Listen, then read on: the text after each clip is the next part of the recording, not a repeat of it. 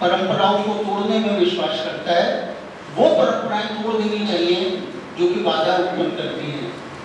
साहित्य के क्षेत्र में देखा गया है कि एक भला आदमी, प्रतिष्ठित आदमी आपके आमंत्रण को स्वीकार कर लेता है, वो अपने व्यस्त समय में से समय निकालकर आपको अध्यक्ष बनाने की अनुमति दे देता है। और उसका हर्ष ये होता है कि 3, 4, 5 घंटे गरिष्ठ, वरिष्ठ, निकृष्ट, श्रेष्ठ सभी को सुनने के बाद जब वो पढ़ने की बात आती है उनकी, तो पता लगता है कि एक बैठा है, वो क्या नाम है, फोटोग्राफ, एक हिंदी भवन का कर्मचारी है, एक अपने जो बिना पूछ के हनुमान है गोल्डी जी बैठे हैं। ये हमारे संकट मोचन है, बुरा न मानिए। तो मैं जिनको आमंत्रित कर रहा हूँ उनके बारे में मेरे पास कहने के लिए बहुत कुछ है, लेकिन समय का अभाव है। मात्र 2 संस्मरण आपको सुनाऊंगा। जैसे कि मेरी आदत रही है, मेरे को बड़ा संकोच होता है किसी से कुछ भी मांगने में। तो वाजपेयी जी से मैंने कभी कुछ नहीं मांगा, और एक दिन अकस्मात ऐसा हुआ कि टोडापुर से मेरे पास फोन आया, ममता जी कि आपको जो है व्यंग्य रचना, मैं शुरुआत मेरी व्यंग्य रचनाओं से ही हुई थी, के लिए आमंत्रित किया जाता है। मैं गया, पढ़ के आया, तो नेशनल चैनल था, वो पैसे भी ज़्यादा मिलते थे, 4000 रुपये मिले थे उस समय। फिर दोबारा बुलाया, फिर 3 बार बुलाया, अब जब 4 बार बुलाया लिया मेरे को, और जो मेरी रिकॉर्डिंग करते थे वो एकदम भाव शून्य थे, मतलब उनको नहीं लग रहा था कि वो मेरे से इम्प्रेस हो रहे हैं। मैं कहा सर आपको मजा नहीं आ रहा, कुछ ऐसी क्या व्यवस्था थी जो आपने मुझे आमंत्रित किया?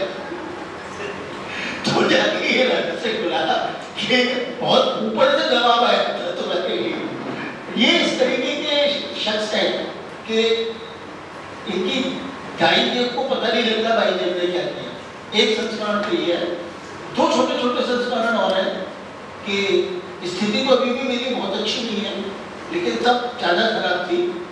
तो होता ये था कि ये आईएनए में रहते थे, सरकारी क्वार्टर्स जो सरकार द्वारा मिलते हैं। तो जो आसपास के कार्यक्रम थे जहाँ वाजपेयी जी होते थे, मैं होता था, तो मैं अपने 10 रुपये बचाने के लिए मैं इस बात की प्रतीक्षा करता था कि वाजपेयी जी जाएंगे तो मैं भी साथ में लग लूँगा। एक दिन ऐसा हुआ, प्रेस क्लब का कार्यक्रम था, तो मैंने वाजपेयी जी की प्रतीक्षा करी, वहाँ पे भोजन था। अब भोजन तो अलग चीज़ है, इनको छोड़ने वाले भी हैं, तो मैंने कहा चलो यार आज 10 रुपये खर्ची कर लेते, मैं चल रहे रहता हूँ। अब जब सर मैं सेंट्रल सेक्रेटरीट के प्लेटफॉर्म पे पहुँचा हूँ, तो ट्रेन आने में विलंबता मेट्रो की, तो थोड़ी देर बाद मैं देखता हूँ कि 2 दंपत्ति चले आ गए। मैं अरे ये यहाँ कैसे? मैं कहा सर आप यहाँ कैसे? तो कहते हैं कि आज इतवार है। मैंने कहा क्या मतलब? कहते इतवार को मैं सरकारी गाड़ी का उपयोग नहीं करता हूँ, तो आज नहीं उपयोग। इस तरीके का व्यक्ति।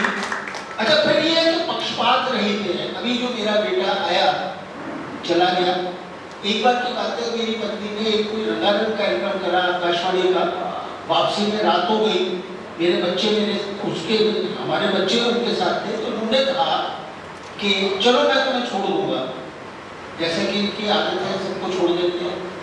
तो जब गाड़ी आ रही थी मेरे घर की तरफ गुलमोहर पार्क, तो इनकी बच्चों से गुफ्तगू हुई, तो इनको पता लग गया कि मेरे बेटे का नाम पार्थ है और मेरी बेटी का नाम प्रतिष्ठा है।